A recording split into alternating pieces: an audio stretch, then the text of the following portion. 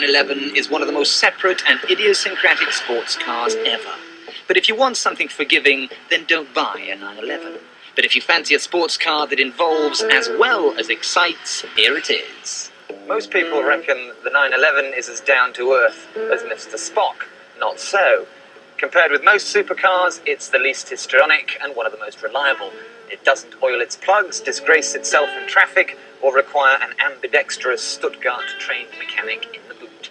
If only all things in life were as reliable as a 911. A legend in its own time, the 911 is perhaps, and this will raise an eyebrow, one of the sanest and most sensible screamers you can buy. I've driven a good few cars in my business, and it was difficult to decide what to put my money into, so I went for practicality. And the great thing about Porsche is that although it delivers all the values of your Italian sports cars, it also has parkability, durability, plenty of ground clearance. You can leave it where you like. It's narrow enough to drive in traffic. It's just generally a very practical car to own.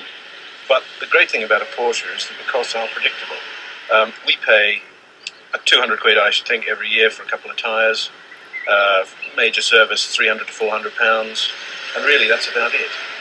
Reliability, absolutely unimpeachable, starts every time. There was one moment when it didn't start, but we solved the problem by twisting the key a second time. Back in the boom years, the 911 was the car to arrive in. The smart set espoused the air-cooled Porker as their own.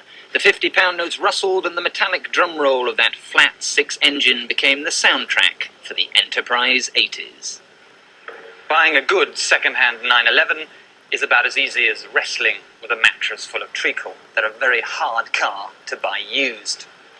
You won't often hear me recommending that you buy your second-hand car from a plate glass outfit like this one, but in the case of the Porsche 911, buying from the main agent is the sleep-easy option.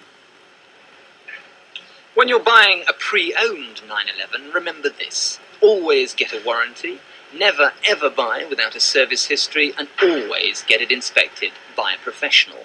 Make sure as well that you get proper title to the car you're buying.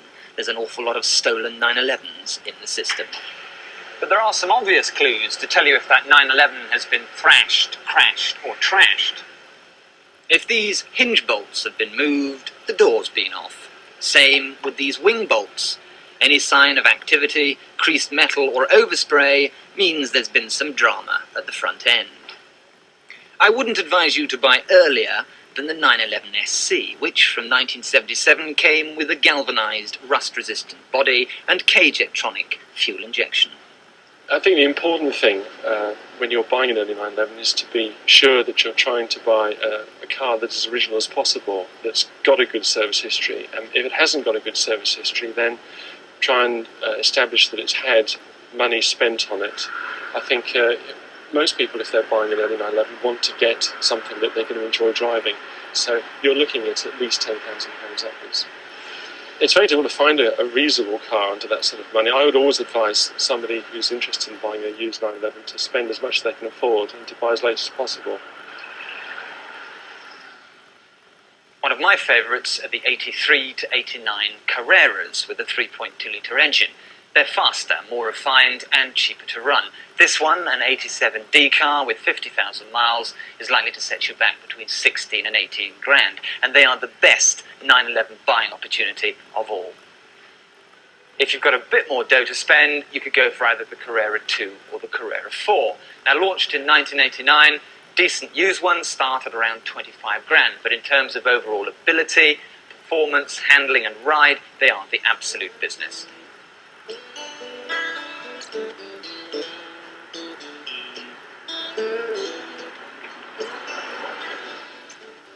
There simply is no other car that sounds or behaves like a 911, and unless Porsche either move the engine or cool it by water, there never will be. A bad one will be like a recurring nightmare. A good one will live up to its reputation as a real wild child. And